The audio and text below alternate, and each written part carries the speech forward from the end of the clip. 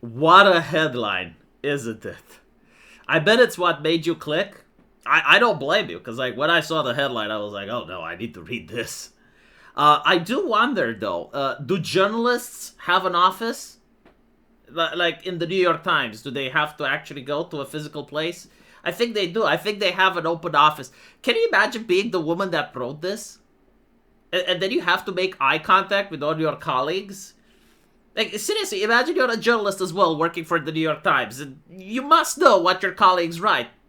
And then you go to the work next morning and you're looking at her and you're probably like shaking your head in disbelief. Because here's the thing, like, I'm a troll, you know, I hide behind an avatar, like, people don't see my face. I don't have an office, I don't have colleagues, and even I wouldn't make a video with this title. Well, except I did now, but, like, you get what I'm saying, right? Because I'm not actually talking about it from my experience. I'm talking it from, the experience of Rachel Drucker. Rachel Drucker, which also scars our retina with corpo art. Corpo art by Brian Rea. Can you imagine, like, being a person that's actually hired to draw this shit? Like, how does it work? Like, do they have an inspiration?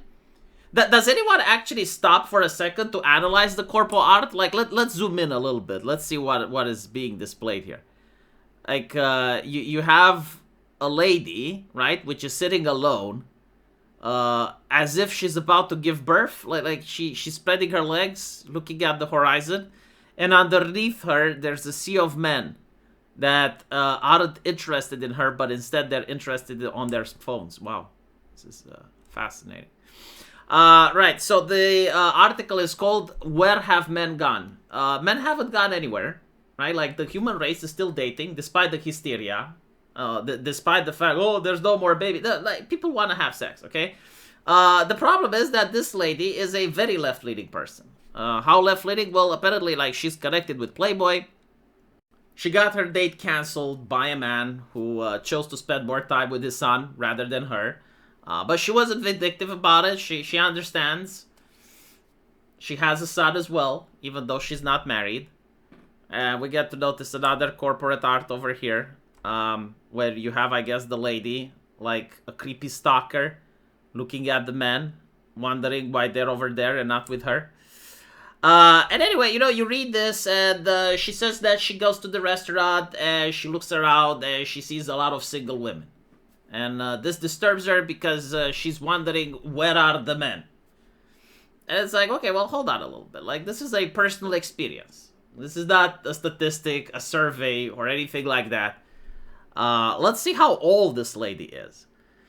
And as you scroll down, it's like, I'm 54, right? So this lady at the age of 54, which is not accurately represented here in the corporate art, is shocked that there are no more men. I mean, lady, at the age of 54, you're supposed to be called grandma and surrounded by a large family. You done goofed. What can I say? You know, like, you chose the welfare state. You chose the government to take care of you rather than be married. And so, you know, like, the government is your family now. That's your institution, right? You know, get love and warmth and understanding from the government. Like, seriously, how is it possible that people are so disconnected from reality to the point where they're 54 years old, they're looking around, they're noticing that people aren't interested in grandma, and they go and decide to write an article in one of the most read newspapers on the planet. I mean, the New York Times. We're right-wingers here. Like, I understand a lot of people don't have respect in this newspaper. However, you know, among left-leaning people and middle-class people, it is a very prestigious newspaper. A lot of people still read it. There are people that even pay to be able to read it.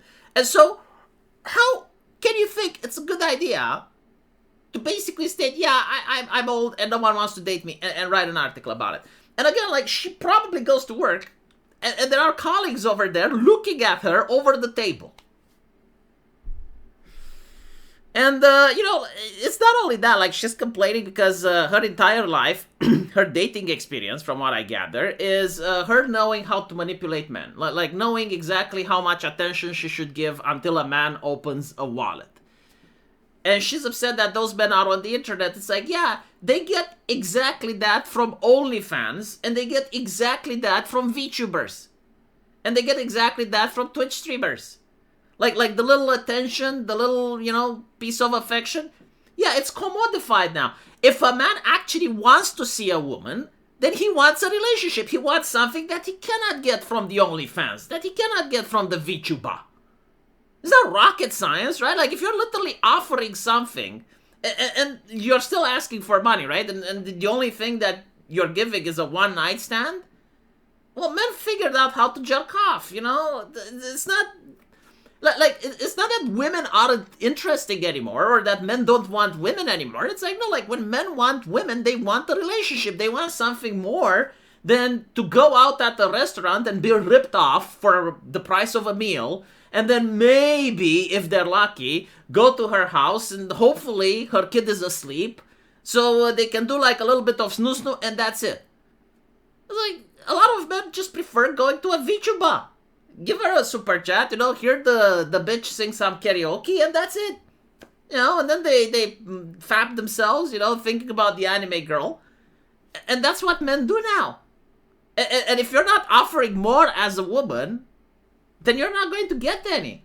And of course, she's not saying that all the men are unavailable. Like, what she's saying is that the men she is interested in are unavailable, right? So, like, obviously she has standards, although at the age of 54, I don't know. But when women say men aren't available, like, of course there are men, right? Like, if you're a woman, you can find a man.